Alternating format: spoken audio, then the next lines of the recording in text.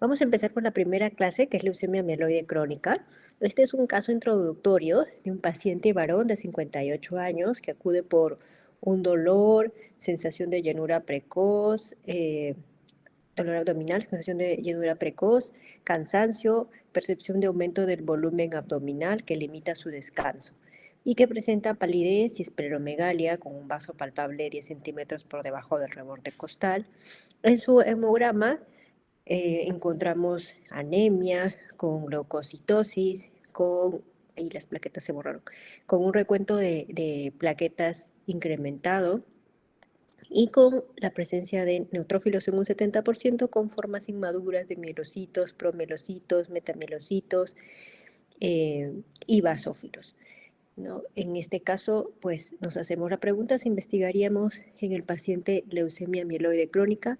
Probablemente lo tendríamos dentro de nuestra sospecha diagnóstica, ya que no hemos encontrado blastos incrementados y una leucocitosis importante con formas inmaduras, y tiene una de las características más importantes, que es la esplenomegalia y síntomas constitucionales que vamos a ir comentando en la clase. Entonces estaría dentro de nuestra sospecha diagnóstica. En la epidemiología, estos pacientes representan el 1 a 1.5 casos por 100.000 habitantes.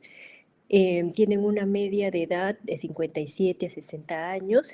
Es la mayoría de bibliografías que tenemos disponibles son de Europa y del extranjero. Cabe resaltar que aún faltan más trabajos representativos de nuestro país. Es raro en niños, es poco frecuente. También es mucho más frecuente en adultos mayores, y al ser una enfermedad crónica que ha aumentado muchísimo su sobrevida, pues cada vez van a existir más pacientes con esta enfermedad que van a tener una sobrevida mucho más larga. La mayoría de casos se sospechan por cambios en el hemograma y, como lo mencioné en el caso, pues por algunos síntomas constitucionales y la esplenomegalia, pero principalmente puede ser por un hemograma que nos alerta a pensar en esta patología. La confirmación del diagnóstico es con una alteración citogenética, que es la translocación 922 o el gen fusión de BCR-ABL. Entonces, en este gráfico vemos que es un poco más frecuente, es un gráfico de seguimiento que se ha hecho a pacientes con este tipo de enfermedad, en lo que se encuentra un poco más frecuente en pacientes adultos mayores, especialmente en las últimas etapas de la vida, y conforme pasen los años, conforme se incremente el tiempo de seguimiento, pues nuestros pacientes van a aumentar también su sobrevida gracias a los nuevos tratamientos que han mejorado considerablemente su calidad de vida, y vamos a encontrar pues mucha mayor prevalencia en edades pasadas los 60 años, porque su pico de presentación es más entre los 57 y 60 años, y van a irse incrementando la prevalencia, la cantidad de pacientes que se mantienen estables con esta enfermedad, pero que necesitan un monitoreo, un seguimiento. Es muy poco frecuente en pacientes pediátricos, pero también se ha hecho algunos reportes de casos. Entonces, sabemos que esto se relaciona con una alteración citogenética, que es el BCR-ABL, que se produce de la translocación 922 y que va a estimular a la proliferación de la serie mieloide, en este caso con una diferenciación, a diferencia de la leucemia mieloide aguda, en donde se queda detenida la maduración, ¿no? Es decir, no madura, se queda detenido en la forma más inmadura de estas células, que son los blastos mieloides, pero en estos pacientes sí hay habitualmente en la mayoría de casos, hay una maduración adecuada, pero prolifera en una gran cantidad, encontrándose característicamente la leucocitosis con las formas inmaduras en diferentes estadios. Cabe resaltar que no vamos a encontrar promielocitos más de 20%, sino sería considerado otro tipo de enfermedad, una leucemia mieloide promielocítica, y en algunos casos vamos a encontrar un porcentaje de blastos que pueden ser mayores a 20%, pero eso es en una fase ya blástica, en una fase de la enfermedad ya mucho más agresiva, pero lo habitual, en la mayoría de casos, lo vamos a encontrar en una fase crónica, en una fase estable, en donde habitualmente los blastos son menos de 5%, pero pueden estar hasta menos de 20%. También hay una disminución de la apoptosis y una expansión clonal que va a condicionar el aumento de la serie mieloide. En algunos casos también puede presentarse un aumento de los basófilos, en algunos casos también puede encontrarse un aumento de las plaquetas como parte de esta estimulación. En la clínica nuestros pacientes, en algunos casos, ¿no? En un buen porcentaje, pueden ser asintomáticos y puede encontrarse con un examen de rutina. Generalmente bueno, en nuestra realidad, como no tenemos un tan buen sistema de de atención primaria, entonces tenemos muchos pacientes que en realidad llegan en un estadio sintomático, ¿no? Un estadio más avanzado de la enfermedad o con un tiempo mayor de progresión. Entonces los pacientes que llegan asintomáticos son un menor porcentaje, al menos en la parte pública, tal vez en la parte privada sí puede ser mucho más frecuente. Los síntomas constitucionales van a presentarse fatiga, pérdida de peso, puede ser también sudoración nocturna, algunos otros síntomas de hipercelularidad, como por ejemplo la plenitud abdominal, dolor óseo, saciedad precoz, principalmente asociado a la expansión de la expansión de los progenitores hematopoyéticos y que puede producirse también una hematopoiesis extramedular a nivel principalmente del vaso. Y algunas complicaciones, como por ejemplo algunos pacientes que vienen con priapismo, felizmente no es muy frecuente que los pacientes lleguen con leucostasis, entonces en ese caso vendrían con molestias neurológicas, mareos, alteraciones neurológicas, de disnea con requerimiento de oxígeno, y es poco frecuente, por suerte no es una presentación habitual, a pesar de la gran cantidad de leucocitos que pueden tener estos pacientes. Y la otra complicación también, que en algunas ocasiones se manifiesta al debut, son episodios de trombosis. En la clínica también, en la parte de algunos exámenes que nos van a ayudar a orientar esta enfermedad, como vimos en el caso, pues nuestro paciente puede tener anemia, puede tener trombocitopenia, en algunos casos que puede el paciente también debutar con algunos síntomas de sangrados, pero lo más habitual es que sus plaquetas estén normales o que en algunos casos tenga trombocitosis, es lo más habitual. Y también si tiene trombocitosis, si tiene incremento de leucocitos, pues puede ser un factor que favorezca la presencia de trombosis. Las formas inmaduras mieloides en diferentes grados de maduración va a ser muy característico junto con la leucocitosis. Son las pistas que nos van a ayudar a orientarnos hacia una LMC.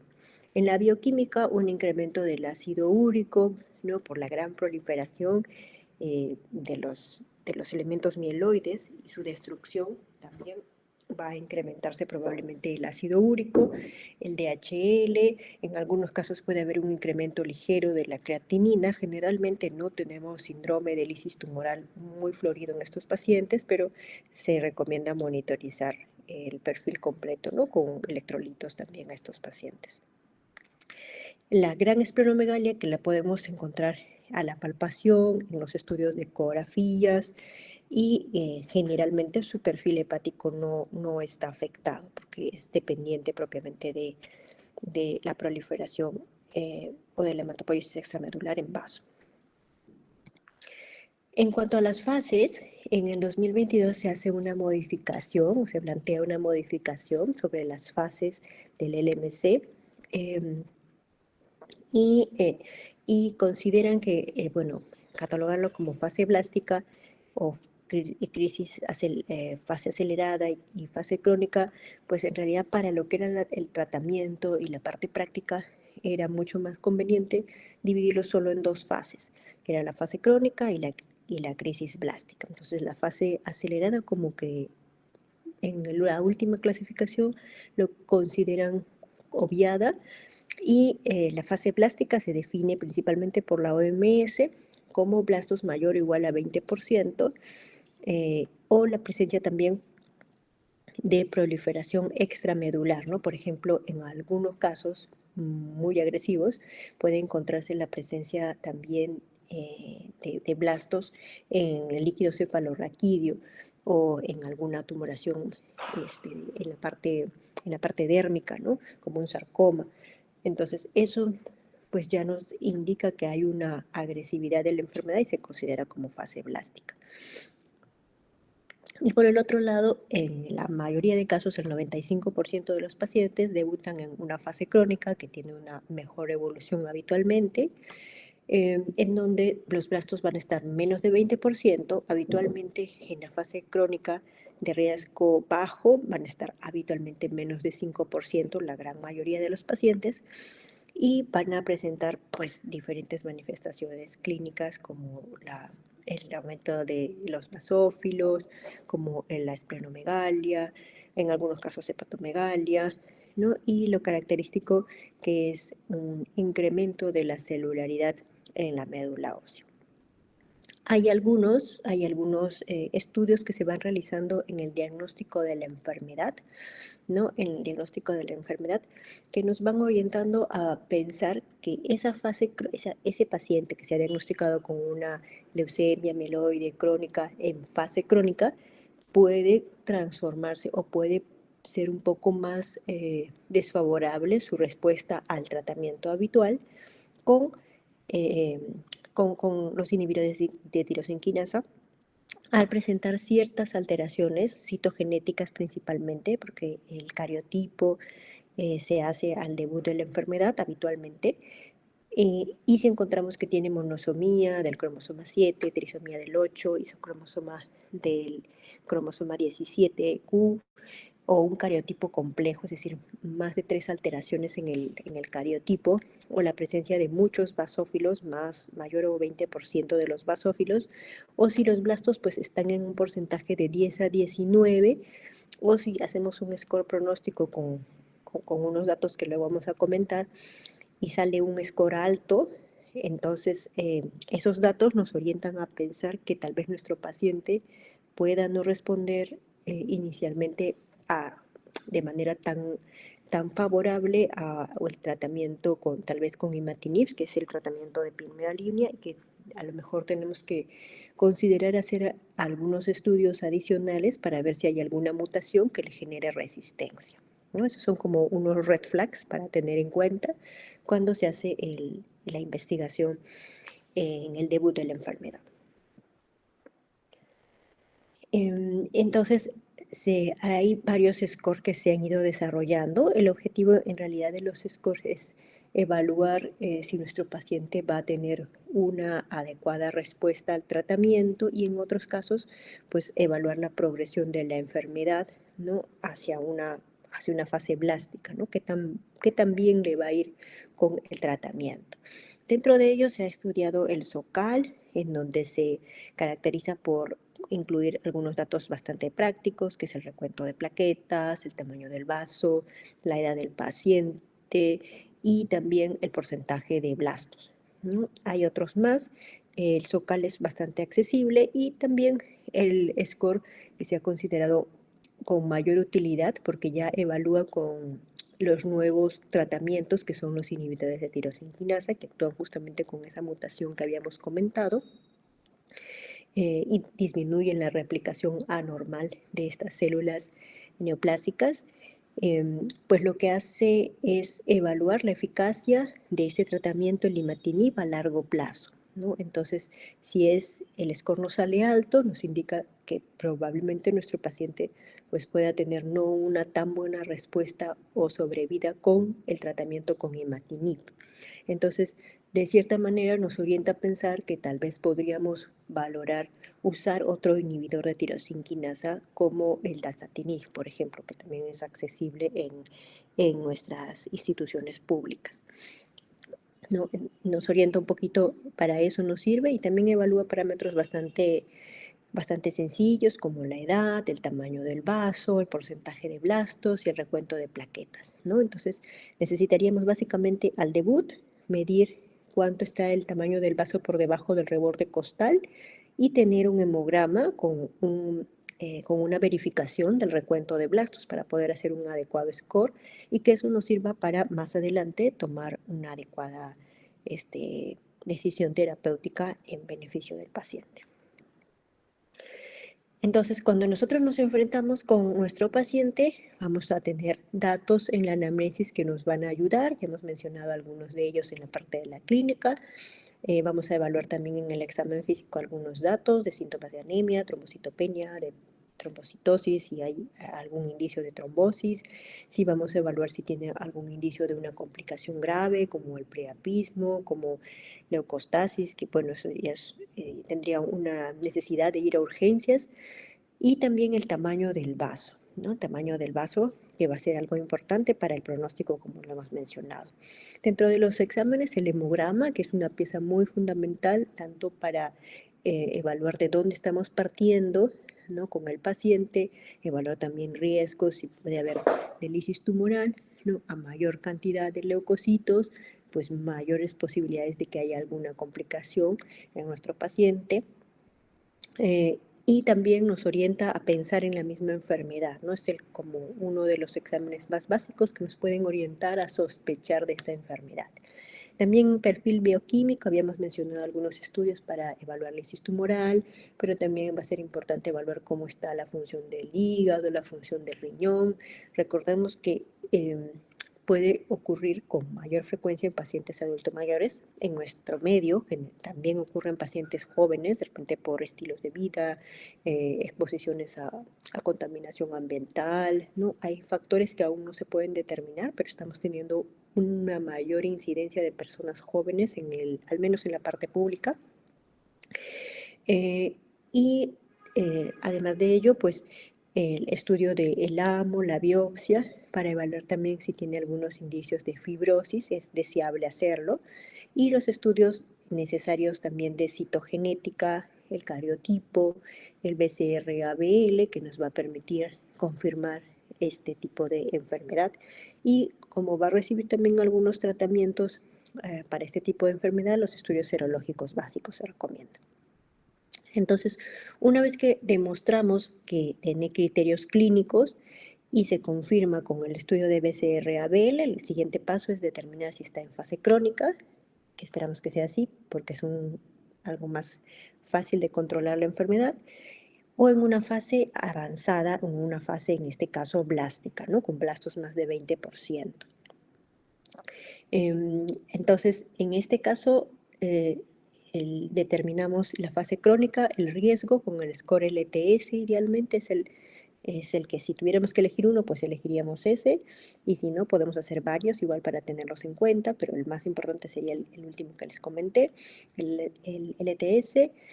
Y en el cuanto a la fase blástica, pues ahí si hay blastos, es importante verificar, ¿no? qué tipo de blastos son, porque puede estar una fase blástica mieloide o linfoide. En este caso, el mayor porcentaje es mieloide, pero hay un porcentaje menor que también puede presentar blastos linfoides, ¿no? Entonces se hace la citometría de flujo para evaluar qué tipo de blastos son y hacerle unos análisis especiales, ahí sí es mandatorio verificar si es que esta mutación de BCR-ABL tiene algunas mutaciones puntuales que permitan evaluar qué tratamiento sería el más adecuado, ¿no? Dentro de los disponibles. Y estos pacientes que debutan con esta fase agresiva de la enfermedad, pues sí son candidatos a el trasplante idealmente halogénico. No se les tendría que ofrecer porque la sobrevida realmente no es muy buena, ¿no? En la fase crónica sí generalmente hay un mejor control de la enfermedad. Y si es BCR-ABL negativo, pues tendría que evaluarse si hay otras enfermedades que estén provocando las alteraciones en nuestro paciente. Entonces, en lo que es la morfología, aquí tenemos 3 gráficos. Uno de ellos es en el frotis periférico, en donde vamos a encontrar gran cantidad de neutrófilos, ¿no? Aquí hay una leucocitosis importante y también formas inmaduras, ¿no? Que vemos que son mucho más grandes en tamaño, tienen un citoplasma mucho más amplio, hay un poco por ahí de gránulos, por ahí pareciera que hubiera uno que otro blastito, pero no son la mayoría. y hay una diferenciación, ¿no? Esas células no deberían estar en la sangre periférica, esas células inmaduras mieloides. En el segundo gráfico ya es una fase blástica. Ahí si se dan cuenta, casi todas las células son parecidas, a diferencia del primer gráfico del frotis, casi todas son monótonas, muy similares, ¿no? Porque casi todos son blastos. En este caso, estos blastos han infiltrado el sistema nervioso central, ha sido en una localización extramedular que se ha encontrado estas células neoplásicas inmaduras en una fase acelerada de la enfermedad. Y en cuanto al tercer gráfico, es el gráfico de una biopsia, ¿no? En este caso, pues en la biopsia se ve un poquito más pequeñita las células, eh, porque es un tejido, y vemos ahí unas celulitas que son, aquí podemos determinar con mayor facilidad, ¿no? Lo que son los megacariocitos, que son unas células mucho más grandes, con un citoplasma mucho más, digamos que clarito, ¿no? También, pero lo que llama más la atención son que hay muchas células de diferentes tamañitos, ¿no? Y que está muy lleno, está muy, muy, muy lleno. No sabemos la edad del paciente, pero está con una panmilosis, una cantidad muy incrementada de células en su biopsia ósea. Entonces, en el tratamiento, en la fase crónica, vamos a tener consideraciones, especialmente porque la población que va a ser afectada, en una gran mayoría van a ser personas mayores, ¿no?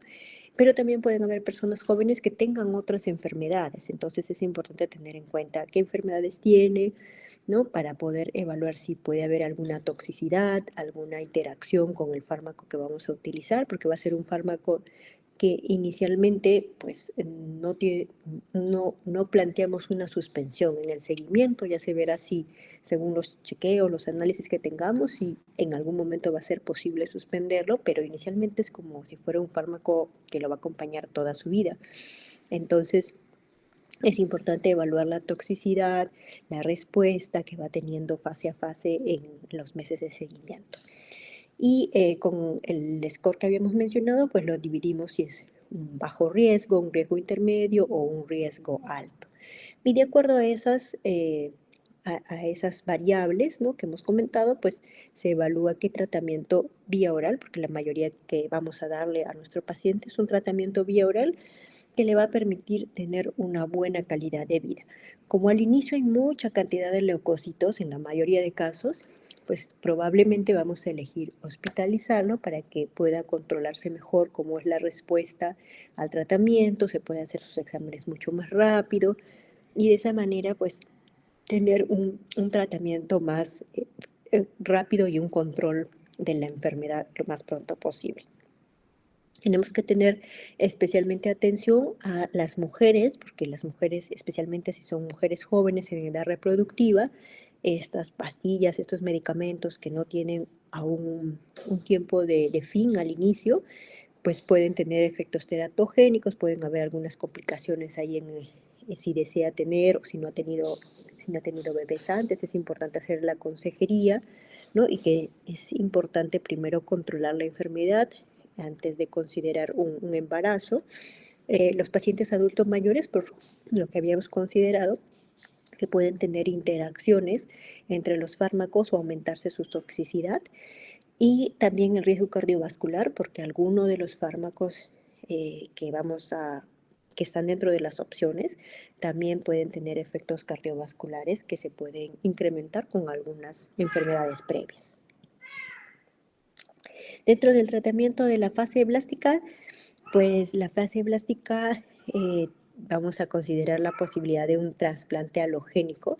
Vamos a hacer un estudio muy especial para ver si tiene alguna mutación puntual que le confiera resistencia a los fármacos habituales, ¿no? Al imatinib, al dasatinib, que van a ser fármacos que nos van a ayudar con el control de la enfermedad. Y hay la posibilidad de hacer estudios invasivos adicionales, como por ejemplo una punción lumbar, si hay alguna sospecha de que puede haber una infiltración en sistema nervioso central, especialmente si hay una muy alta cantidad de blastos en sangre periférica, pues a veces puede infiltrarse también la parte del sistema nervioso central y eso hacer que haya mayor resistencia al tratamiento, porque no se controla adecuadamente la enfermedad.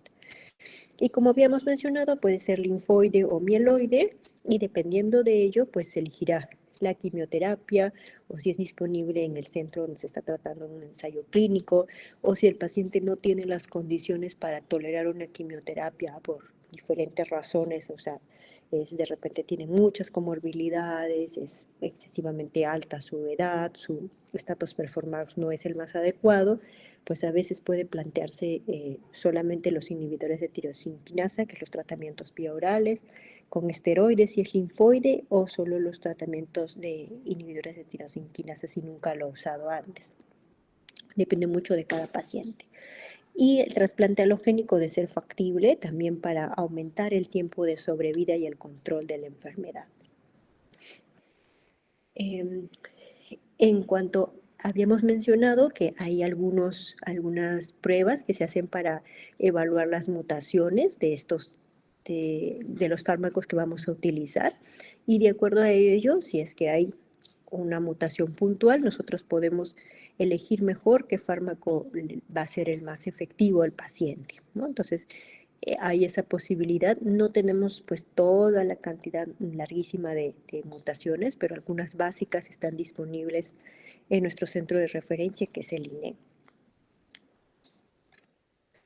Y esta enfermedad se monitoriza, ¿no? Al diagnóstico, pues vamos a hacer el AMO, la biopsia, la citogenética, el estudio molecular y en algunos casos se valorará el análisis específico para evaluar estas mutaciones especiales, si hay algún indicio de alto riesgo en nuestro paciente. Y en el seguimiento, pues generalmente es un seguimiento que puede hacerse con el estudio de BCR-ABL de sangre periférica cada 3 meses, ¿no? Cada 3 meses y dependiendo de cómo va su seguimiento, pues se puede ampliar o acortar el tiempo, ¿no? Dependiendo de si hay alguna alteración significativa o si todo va bien en el transcurso de los siguientes años. Pero en primera instancia planteamos cada 3 meses. Y evaluamos también si hay, en cada periodo que nosotros vemos a nuestros pacientes, vamos a evaluar si es que hay una respuesta adecuada. Lo primero que tenemos que evaluar es la parte hematológica. Vamos a evaluarlo por acá, ya está.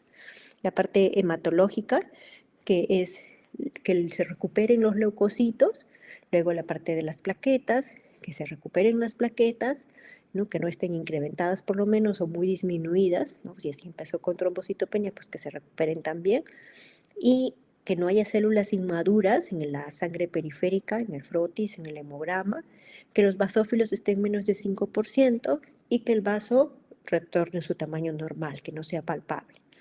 Eso habitualmente ocurre en los 3 meses de seguimiento, ¿no? O sea, en ese periodo debería ya tener todos esos parámetros clínicos que lo podemos evaluar con un hemograma y con la palpación, ¿no? Luego ya a los 12 meses como máximo tendría que evaluarse o mejorar o tener una respuesta en cuanto a lo que es el cariotipo, ya no encontrarse las metafases con alteraciones en la translocación 922. Y a veces, ¿no? A veces como no es tan agradable para el paciente hacerse otro estudio de médula ósea, porque la citogenética habitualmente lo hacemos de médula ósea, pues se puede optar por el molecular, ¿no? Si el molecular, en este caso, es negativo, lo más probable es que la citogenética también va a mejorar. Entonces, la respuesta molecular es la tercera fase que nosotros evaluamos y habitualmente esperamos una respuesta en los 12 a 18 meses, ¿no? Cuanto más temprano sea la respuesta, mejor para el paciente, porque significa que es muy sensible al tratamiento y pues le va a ir probablemente muy bien. Y lamentablemente también hay recaídas en estos pacientes que pueden ser recaídas moleculares, y en la mayoría de casos pues lo detectamos por un aumento de transcripto, que es el BCR-ABL, que se va a hacer en los exámenes de sangre periférica, y ya en algo muy grosero sería que haga una progresión pues hematológica, ¿no? A veces es un poco agresiva la enfermedad o tiene unas alteraciones citogenéticas importantes y puede progresar en corto tiempo, ¿no? A veces antes de los 3 meses de la reevaluación. Lamentablemente eso ocurre en pocos pacientes, ¿no? Afortunadamente, mejor dicho, ocurre en pocos pacientes. Entonces, nuestros pacientes con leucemia mieloide crónica van a debutar con una enfermedad un poco aparatosa que cuando vemos el hemograma a veces nos asustamos, ¿no? Le genera disconfort, que a veces el paciente incluso se puede ir acostumbrando a ese disconfort, a ese cansancio, a esa fatiga, a ese aumento del tamaño del vaso, pero que tiene una posibilidad de mejoría con un tratamiento vía oral que le permite una buena calidad de vida porque es ambulatorio. Pero también estos tratamientos vía orales en algunas ocasiones, pues lamentablemente tienen efectos adversos, ¿no? Y eso también se relaciona propiamente con cada paciente, sus comorbilidades, y para algunos pues puede generarles algunas complicaciones, dentro de ellas con un fármaco que es el dasatinib, a veces ocurre efusión pleural, ¿no? Empiezan a tener un derrame pleural que les genera síntomas respiratorios. Con el imatinib puede generarles náuseas, vómitos, diarreas. Con el nilotinib, que es otro fármaco también, puede causarles eventos cardiovasculares.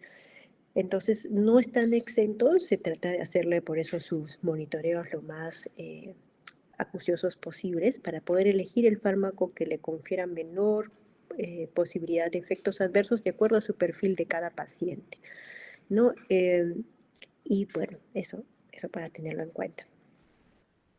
Entonces, por esa situación, ¿no? Porque el tiempo, conforme tomamos más tiempo un medicamento, pues puede ocurrir un efecto adverso y también la tolerancia, la adherencia del paciente puede empezar a disminuir, ¿no? Se plantea en algún momento eh, evaluar la posibilidad de descontinuación del tratamiento, ¿no? Y para eso pues cumplen algunos parámetros, ¿no? Importantes, que es la respuesta sostenida y profunda de la enfermedad, ¿no? Va a ser importante que nuestro paciente no haya debutado en una fase blástica en este caso o con un porcentaje importante de blastos al debut, que nuestro paciente no tenga un alto riesgo, que nuestro paciente si está en fase crónica no tenga un alto riesgo, que se haya controlado muy bien la enfermedad, ¿no? En los primeros años, y que tengamos también la posibilidad de medir y hacerle controles a corto plazo a nuestro paciente, porque si no tenemos esas condiciones, probablemente pues no vamos a detectar a tiempo la posibilidad de progresión y nuestro paciente puede tener una complicación por suspender, ¿no?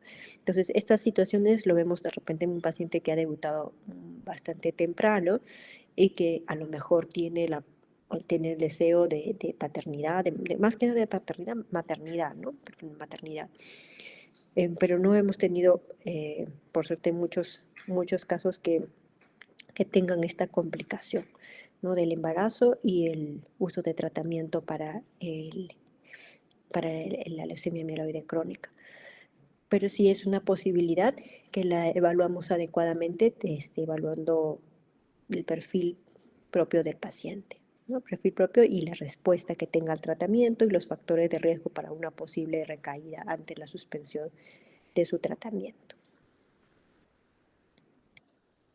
Muy bien, entonces esta era la primera parte, que es el MC. No sé si hasta aquí tienen alguna duda, alguna inquietud.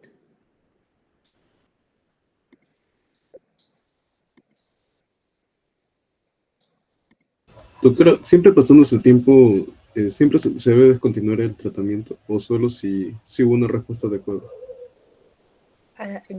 No, o sea, todavía no está determinado como una suspensión para todos, sino para aquellos que tengan una respuesta adecuada y que no hayan debutado con una, una fase blástica, ¿no? O con un porcentaje importante de blastos, no más de 5, más de 10%, y que también no hayan tenido una recaída o necesidad de cambiar de tratamiento en el transcurso de su enfermedad.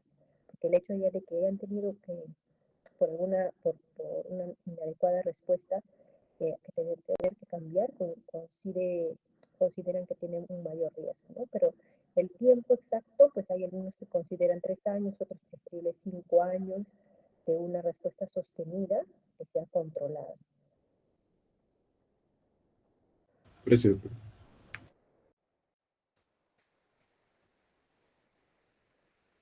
¿Alguna otra duda, inquietud?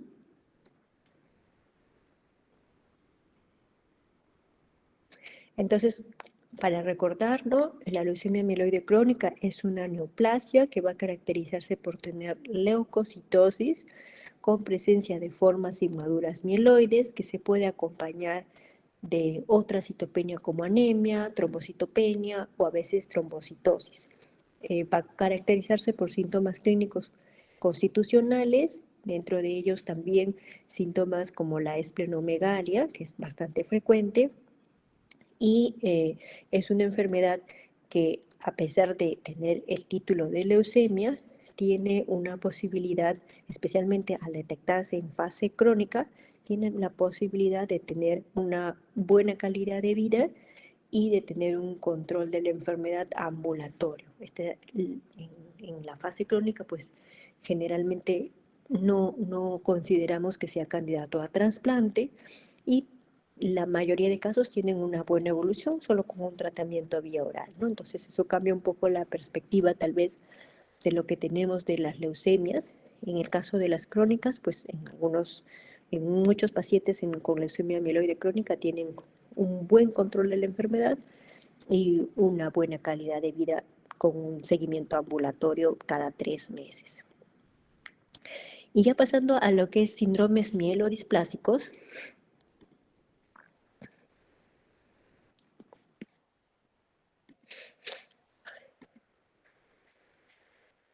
muy bien, entonces vamos a también tener otro caso, es una paciente mujer de 68 años con lesiones equimóticas sin aparente traumatismo hace un mes y reporta tomar suplementos nutricionales de hierro, B12, B9, vía oral hace 3 meses, con palidez, equimosis en miembros inferiores y abdomen. En su hemograma, una hemoglobina de 8.9 con un BCM en 100, un HCM en 33, leucocitos en 2500, neutrófilos disminuidos en 21% con neutropenia y con un incremento relativo porcentual de linfocitos, pero que no sobrepasan los 5000 porque su recuento ya de por sí de leucocitos totales está disminuido, y con plaquetas en 15000.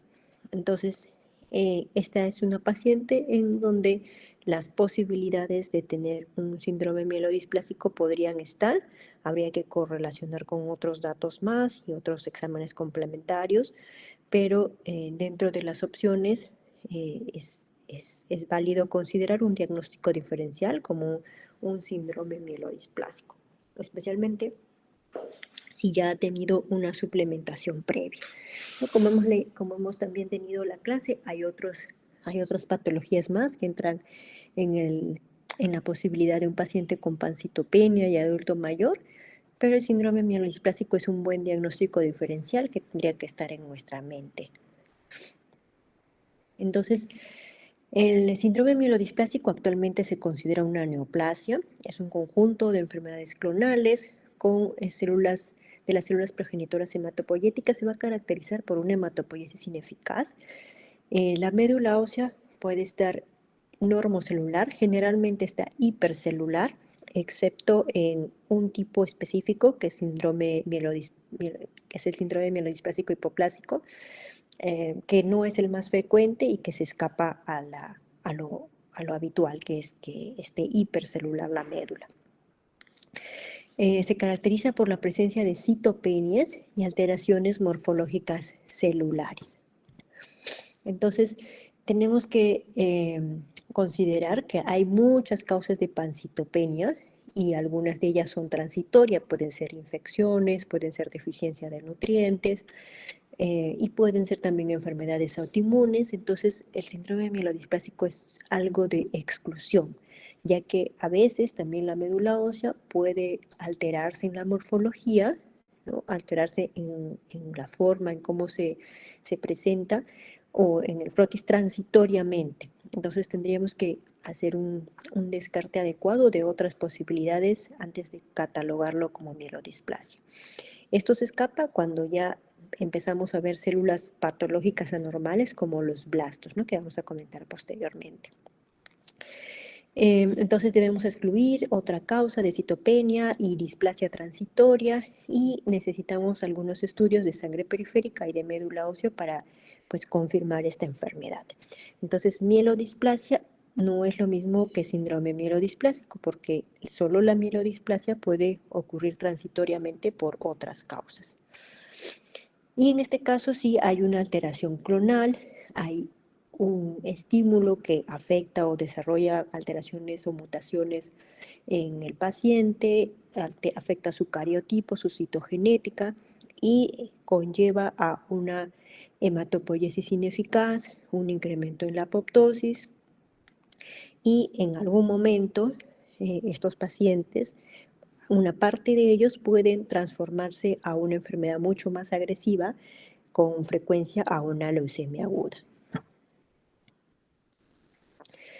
Esta neoplasia hematológica mieloide, ¿no? Va a generar proliferación y diferenciación, va a alterar, mejor dicho, la proliferación y la diferenciación, y tiene como prerequisito pues las citopenias. Las citopenias van a ser algo importante en ellos o en estos pacientes y van a ser las citopenias pues menor del valor normal que tienen el varón y de la mujer de hemoglobina, el recuento de neutrófilos menor de 1800, las plaquetas menor de 150.000, una displasia que puede encontrarse en diferentes líneas, en los eritrocitos, en los mielocitos, en las plaquetas, en los megacariocitos, y una hematopoiesis ineficaz, es decir, tengo una gran cantidad de células hematopoyéticas, pero que se quedan o se destruyen o no se forman adecuadamente en sangre periférica.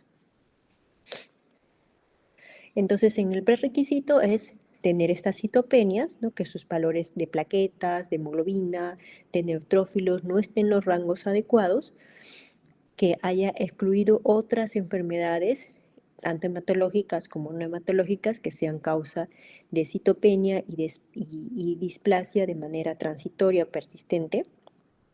Y lo confirmo con encontrando esta displasia en más de 10% de estas células o la presencia de blastos en 5 a 19%, ¿no? Ya eso ya no es normal, tener esa cantidad de blastos ya no podría ser otro tipo de patología como déficit de B12, ya no podría tener blastos, ¿no? No debería encontrarse. Tampoco una patología inmune. Y la alteración citogenética, o también puede ser demostrado con una alteración citogenética o una mutación característica, a pesar de no tener la displasia esperada, ¿no? Si ya demuestro eso, sí, también se consideraría, si cumple los requisitos previos. Entonces, esta enfermedad es mucho más frecuente en adultos mayores, hay poca prevalencia en la mayoría de reportes en menores de 50 años, pero aquí también ocurre algo similar a la LMC, que por alguna razón en nuestros hospitales públicos estamos teniendo un poco más de afluencia de pacientes jóvenes que pueden tener displasia o síndrome mielodisplásico, mejor dicho, y, que pueden presentarse pues, con citopenias de manera persistente, descartándose otras patologías. Entonces va a ser variable la incidencia de estos pacientes dependiendo de su edad de presentación. Es muy poco frecuente, con un 0.1% de casos por 100.000 habitantes en menores de 40 años, y en mayores de 90 años pues puede incrementarse a 56.8 casos por 100.000 habitantes.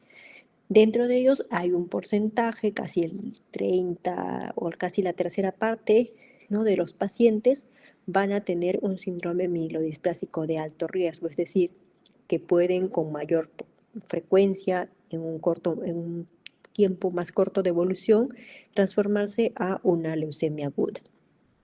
Factores de riesgo, Pues no tenemos uno específico, pero empeora la posibilidad o se favorece la posibilidad de tener síndrome mielodisplásico al tener un antecedente de quimioterapia previa por alguna otra neoplasia, al tener algunos síndromes genéticos, como por ejemplo la anemia de Fanconi, también puede ser un factor ahí que sea de mayor riesgo para el paciente. Entonces, estos pacientes, como le había mencionado, agrupan varios tipos, porque cada uno va a tener una alteración diferente. Lo que se está tratando ahora en la revisión de la OMS es de encontrar la alteración específica citogenética que está condicionando la citopenia y la displasia en nuestro paciente, ¿no? Entonces, también se considera importante por la posibilidad de progresión a otra enfermedad más agresiva como la leucemia, ¿no? La cantidad de blastos y algunas características propias que nos orienten a definirlo como un subtipo específico de mielodisplasia, ¿no? Si tenemos, por ejemplo, el síndrome mielodisplásico con bajo porcentaje de blastos y que tiene de elección 5Q, que tiene este tipo específico tiene una buena respuesta y a un tratamiento vía oral que es un inmunomodulador que se llama lenalidomida. Entonces, eh, este tipo específico va a cursar generalmente con anemia y anemia de tipo macrocítica y, y muy característicamente puede tener trombocitosis, ¿no? Y entonces la displasia también y generalmente pues el conteo de blastos es menos de 5%. Pero este es un tipo muy especial, ¿no? Un tipo muy especial de mielodisplasia. Y luego pues hay otros, ¿no? Que tiene también algunas otras mutaciones. El que tiene la TP53, ¿no? Tiene un porcentaje un poco más desfavorable en su supervivencia. Se asocia más con una transformación leucémica a un mediano o corto plazo. Entonces también influye un poco la mutación en la posibilidad de tener esta evolución desfavorable y eso también lo vamos a ver en el score de riesgo, ¿no? Y el porcentaje de blastos también, el porcentaje de blastos en síndrome mielodisplásico tipo 1, tipo 2, con exceso de blastos, eh, en donde tiene mayor porcentaje de riesgo de transformarse a una leucemia aguda es cuando tiene de 10 a 19%. No hay más posibilidades de que se transforme nuestro paciente. Y bueno, la displasia, que es característica en estos síndromes mielodisplásicos, es muy frecuente encontrar displasia en más de 10% de las células que evaluamos, sea eritroide, sea amiloide o sea megacariocitos. Entonces vamos a ver alteraciones en su núcleo o en su citoplasma, ¿no? Podemos ver que son multinucleadas, que el núcleo como que se está fragmentando, eso se le llama cardiorexis, que están como muy grandes su tamaño, eso se llama cambios megaloblásticos. En la parte mieloide podemos encontrar que están hiposegmentados, en algunos casos también hipersegmentados, o que tienen muy poquitos gránulos, o en la parte de los megacariocitos que están hipolobulados, o en otros casos ya que están multinucleados. Entonces es bastante variable las alteraciones que vamos a encontrar, ¿no? O de más o de menos. Acá, por ejemplo, en el frotis vemos que tiene una displasia en la parte eritroide, ¿no? Es un glóbulo rojo que está con nucleado y está como medio fragmentado. También vemos que tienen unas células como en gotita, que a veces también se ve en la mielodisplasia. También hay macroplaquetas, ¿no? En la parte C. Entonces van a haber cambios también megaloblásticos, hay macrocitosis en los glóbulos rojos y están un poco disminuidos los gránulos en los neutrófilos presentados. Esta es otra imagen donde también podemos ver algunos megacariocitos multinucleados, ¿no? Otros que tienen un eritroide que está como medio fragmentado, que tiene varios núcleos. Entonces, otros megacariocitos que solo tienen un monolobulado así pequeños, ¿no? Entonces, las características pues van variando dependiendo del paciente, pero Eso se va considerando si eso es recurrente y se está produciendo en más de 10% de las células de cada línea, pues se considera un punto a favor junto con los otros criterios que hemos mencionado. Aquí es la displasia en serie eritroide, vemos diferentes manifestaciones, desde las formas de estar multinucleada hasta también la presencia del tamaño, ¿no? El tamaño de estas células que también se incrementa por una maduración ineficaz, una hematopoiesis ineficaz.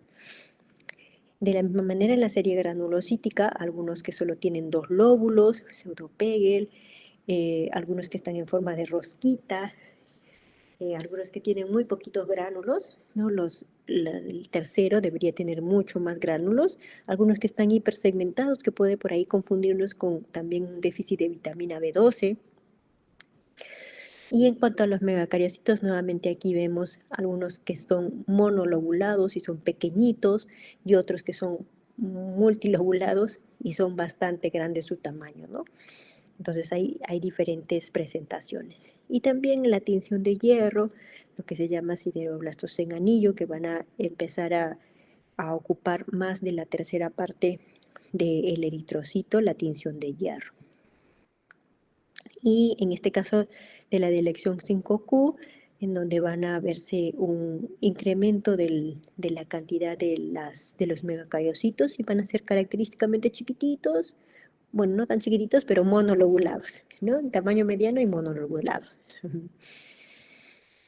Entonces, en estos pacientes, pues vamos a tener estos hallazgos característicos en los estudios de médula ósea, vamos a tener hallazgos en el frotis y, pues, pero para pensar en el diagnóstico, primero tiene que haber alguna sospecha en el hemograma con la clínica del paciente o en una evaluación de rutina, que es un poco menos frecuente, pero puede ocurrir también. Habitualmente es más frecuente en adultos mayores, pero también puede ocurrir en personas jóvenes. Y es importante indagar si hay un antecedente previo de alguna neoplasia, como hemos visto de factor, también la exposición a tóxicos, a veces también la exposición a bencenos, a insecticidas, a los agricultores, ¿no? Que también pueden estar expuestos, historias de medicaciones previas que de repente puedan generar unas citopenias transitorias, el consumo de alcohol, que puedan asociarse también a un problema hepático, que pueda transitoriamente generar un hiperesplenismo o que pueda generar una citopenia secundaria, ese hiperesplenismo. Algunas otras comorbilidades para también considerarlo en su plan de tratamiento. Y en los síntomas, pues van a ser variables dependiendo de la citopenia que presente, síntomas de anemia, síntomas de trombocitopenia o infecciones también si es que está muy disminuido su recuento de neutrófilos. La esplenomegalia en realidad no es muy frecuente, ¿no? Entonces, cuando observamos una esplenomegalia más bien masiva o palpable, de gran tamaño, pues nuestra sospecha se va alejando el síndrome mielodisplásico como primera opción.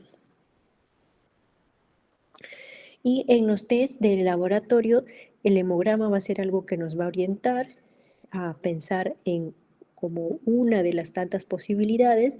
También al ser un diagnóstico de exclusión, pues va a haber otras causas más comunes, más frecuentes, que sean las deficiencias de vitaminas que hay que considerar, si hay alguna deficiencia de algún otro nutriente, como por ejemplo el hierro, que es mucho más frecuente que la mielodisplasia, si hay alguna alteración hormonal que también se asocie a alguna, por ejemplo, trombocitopenia inmune, como las alteraciones tiroideas, ah, si tiene algunos parámetros para enfermedades autoinmunes, o el dosaje de eritropoyetina, que en realidad nos va a servir en el caso de que confirmemos nuestro diagnóstico también para, para evaluar si es posible darle un tratamiento con eritropoyetina, ¿no? Y en el caso de que sea un mielodisplásico de alto riesgo, pues se van haciendo paralelamente pruebas, ¿no? Para ver si va a ser candidato a trasplante, si es que está en una edad y en un performance adecuado,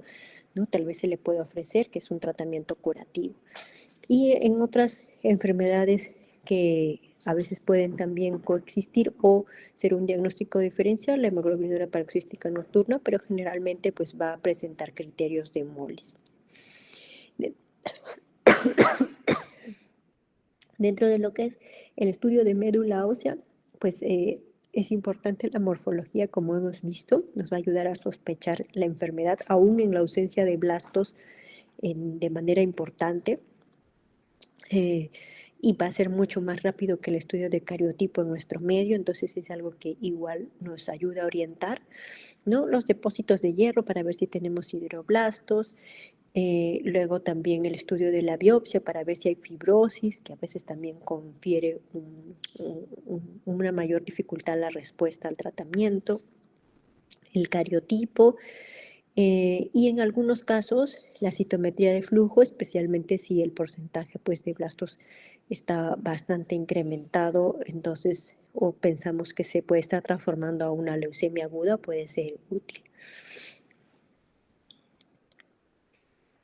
Entonces, en consideración a ello, la parte del síndrome mielodisplásico, recordamos que es una enfermedad, es una neoplasia de exclusión, ¿no? Hay otras causas, por suerte, mucho más frecuentes, como la deficiencia de nutrientes, como algunas enfermedades relacionadas a anemia por falla renal, algunas anemias hemolíticas, ¿no? Citopenias también transitorias por infecciones. Entonces, la anamnesis va a ser importante y también el tiempo de evolución de las citopenias que nos pueda ayudar a orientar mejor a la patología que estamos pensando, en este caso el síndrome mielodisplásico.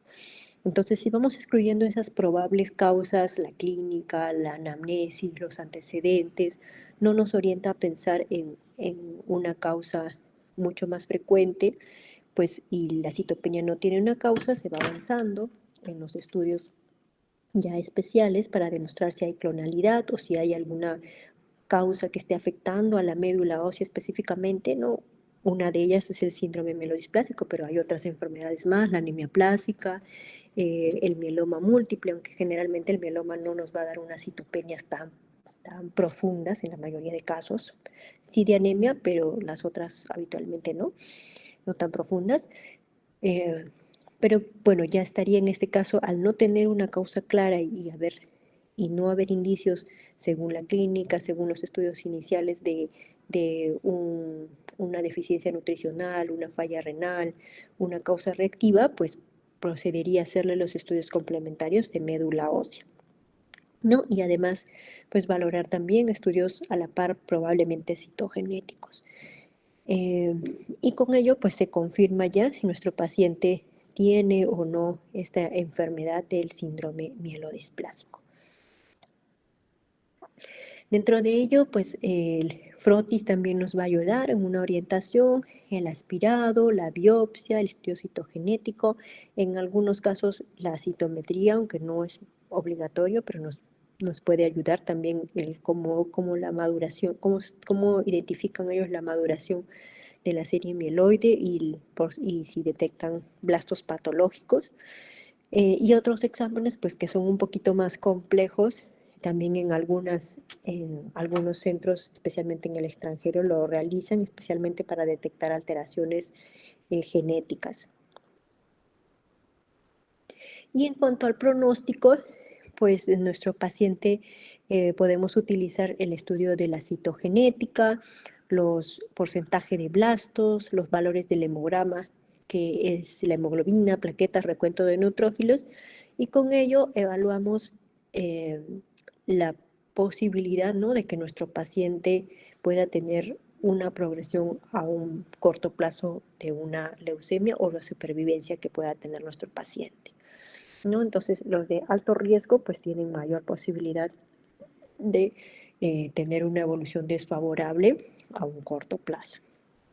Y en ellos también consideramos que son candidatos a recibir un tratamiento especial con agentes hipometilantes o a veces también en algunos casos se valora si es que también sería conveniente utilizar quimioterapia, ¿no? Entonces, pero sí ellos ya necesitarían un tratamiento, digamos que un poquito más agresivo para poder controlar mejor esa enfermedad en alto riesgo. Si tiene un riesgo bajo y tiene citopenias de repente que están afectando su calidad de vida, específicamente la hemoglobina, puede utilizarse eritropoyetina, ¿no? Si la eritropoyetina está en menos de 500 y nuestro paciente tiene una hemoglobina baja, entonces podemos utilizarlo para poder valorar si hay una respuesta adecuada al tratamiento y así mejoramos su calidad de vida y la necesidad de transfusiones, ¿no? Entonces, dependiendo del riesgo, evaluamos la posibilidad de quimioterapia, la posibilidad de trasplante, la posibilidad solo de agentes como la eritropoyetina y si son las plaquetas es un poquito más complicado porque allí está la posibilidad de usar trombopac, ¿no? El trombopac para estimular esas plaquetitas que están un poco anormales y o el uso de hipometilantes, ¿no? Si es que realmente se valora riesgo-beneficio, que es lo más conveniente.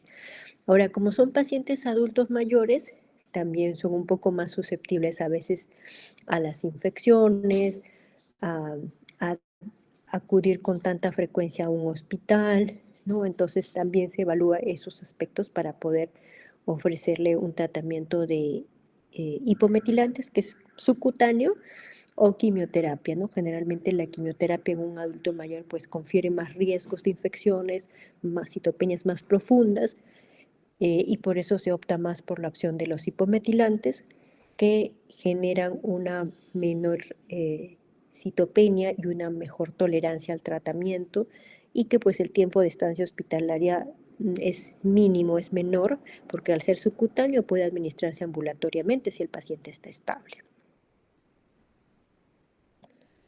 Entonces, dependiendo de qué tipo de síndrome mielodisplásico tenga, ¿no? Vamos a poder ver una muy buena sobrevida, como por ejemplo el que habíamos mencionado, el síndrome mielodisplásico con delección 5Q, ¿no?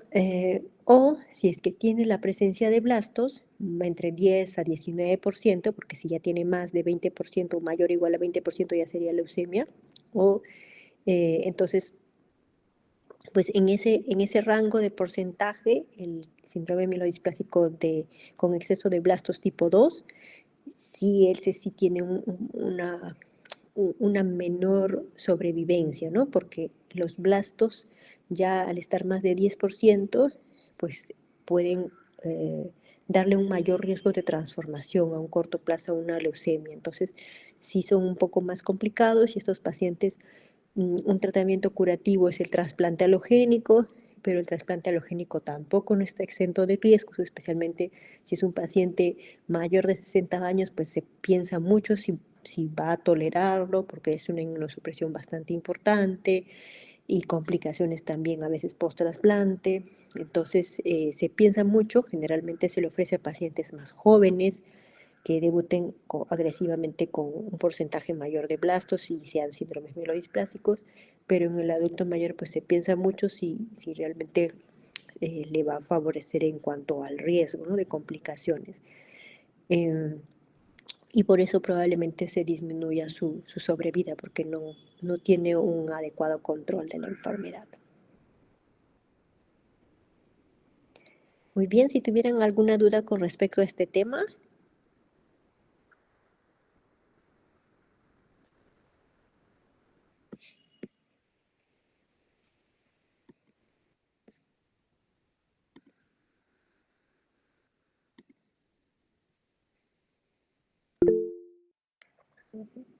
Muy bien, sí, coméntame, Carlos. Doctora, disculpe, por ejemplo, una anemia plástica o una aplasia medular puede llegar a formar un síndrome mielodisplásico. Muy buena pregunta. Se considera que puede tener una evolución clonal en el transcurso de los años a una mielodisplasia. De hecho, tuvimos un paciente que recibió tratamiento para anemia plástica, nosotros no disponemos de trasplante, entonces recibió tratamiento con globulinas antitimocíticas y pasado 10 años, con una buenísima calidad de vida ya sin tratamiento y es más sin seguimiento porque el paciente se sintió tan bien que ya nunca regresó después del año de tratamiento, eh, pues empieza a tener síntomas constitucionales, empieza a tener un poco de malestar general, un poquito ahí de sensación de alta térmica, empieza a tener, tuvo un proceso infeccioso, o sea, tenía algunos síntomas que le llamaba la atención, pero no le motivaba a ir al médico, y tuvo una infección gastrointestinal. Entonces va a su consulta y encuentra que tiene citopenias, ¿no? Citopenias más o menos importante y un poquito de incremento de los leucocitos. Eh, y luego pues pasan los meses y esas citopenias persisten y se van profundizando y empiezan a verse algunas formitas inmaduras en la sangre periférica y va teniendo citopenias también el paciente, empieza a disminuir sus leucocitos, ¿no? Entonces se pensó primero en una leucemia, que estaba un debut de una leucemia secundaria a una evolución clonal o un efecto adverso del tratamiento, ¿no? De la globulina antitimocítica. Pero el paciente no tenía un porcentaje de blastos mayor al 20%, tenía 6% de blastos y su citogenética sí era una citogenética hiperdiploide con unas alteraciones ahí en el cariotipo. Eh, entonces sí se consideró que era un síndrome mielodisplásico. En este caso, que probablemente haya tenido relación con su anterior enfermedad, más que de la misma aplasia, probablemente no tenemos la certeza, haya tenido relación con su tratamiento tal vez que recibió, porque justo está en el tiempo en donde puede producirse, ¿no? Más o menos los 5 a 10 años. Eh, no tenemos tantos pacientes, lamentablemente, que tengan una sobrevida tan larga con anemia plástica. La mayoría de ellos, pues, no llegan a ese periodo de 10, 15 años. Entonces, pues, de repente en un seguimiento más a largo plazo, no a corto plazo de 5 años, de 4 años, pues pueden empezar algunos efectos adversos de los fármacos usados, ¿no? Eso, pues, nos faltaría tener un poco más de experiencia clínica y para poder confirmarlo, ¿no? Pero es probable más que por la aplasia que haya sido por el tratamiento tal vez recibido.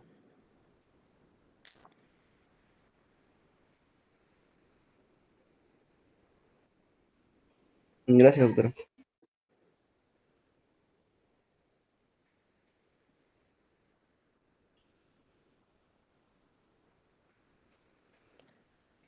Muy bien, ¿alguna otra duda, pregunta?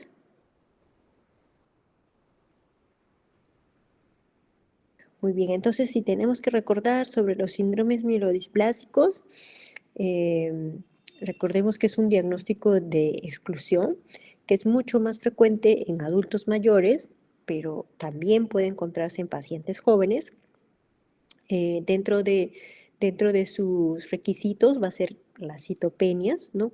Puede ser solo una citopenia o las 3 citopenias, desarrollar pancitopenia.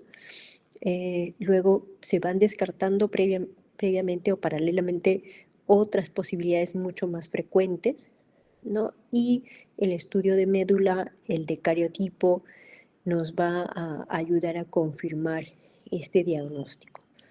Eh, Tienen un tratamiento que puede ser variable dependiendo del riesgo del paciente, desde la eritropoyetina, que algunos van muy bien solo con eritropoyetina porque es un síndrome mielodisplásico de bajo riesgo, hasta tratamientos como quimioterapia o trasplante halogénico, ¿no? Entonces es por ello que pues necesita identificarse realmente el riesgo y evaluar el porcentaje de blastos y las citopenias si requieren o no transfusión, la citogenética, el cariotipo, para poder identificar el tratamiento más adecuado para el paciente.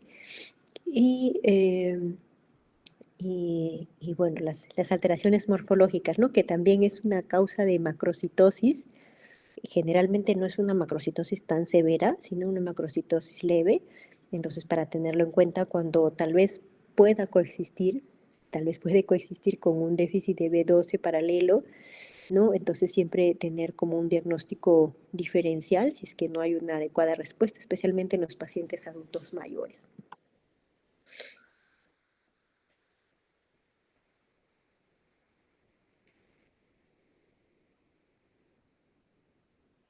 Muy bien, si no hubiera ninguna pregunta, entonces ya nos estamos viendo en la próxima clase. Doctora, disculpe, Sí, ¿podría enviar su diapositiva al compañero Guillermo, por favor? y ya, está bien. Está bien. Muchas gracias, doctora. Muchas gracias, doctora.